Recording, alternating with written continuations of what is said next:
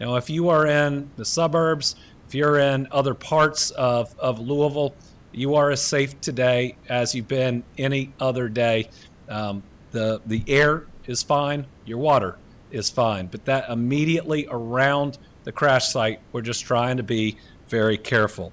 In new news today, following yesterday's events, I'm declaring a state of emergency to help us deal with this plane crash. It allows us to move resources more quickly through emergency management and the Kentucky National Guard. It allows state resources to be used also through our agencies to be readily available, including disaster resource management, expenses related to response, and more, as well as reimbursement. It's going to make sure that groups that are already limited in terms of their funding can get some immediate or short-term help as they wait for reimbursement for the costs that they've expended. Additionally, I've taken action to establish the Team Kentucky Emergency Relief Fund to help those affected by this terrible event. The URL for this site is going to be on the screen.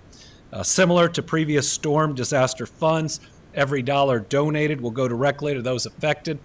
In fact, what we've done is we've gone and amended the Team Kentucky Storm Relief Fund to now allow families impacted by a disaster like this to also benefit from the generosity of Kentuckians.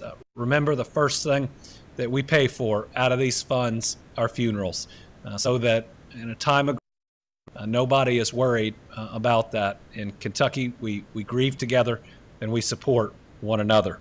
Donations will help pay for funerals and for response, recovery, and rebuilding. All right, while Kentucky is responding to this crisis in Louisville following yesterday's deadly plane crash, we must also remember the challenges that our families are facing due to a lack of SNAP benefits brought on by the Trump administration. This is a program that was under attack early by following the big, ugly bill.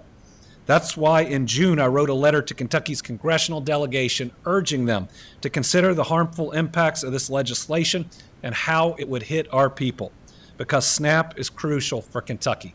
In our Commonwealth, over 600,000 Kentuckians rely on SNAP. That's 1 of 8 of our people, many of which are kids. These families need this support to avoid going hungry. All right, everyone, you've been with October Kentucky 1st, the federal Governor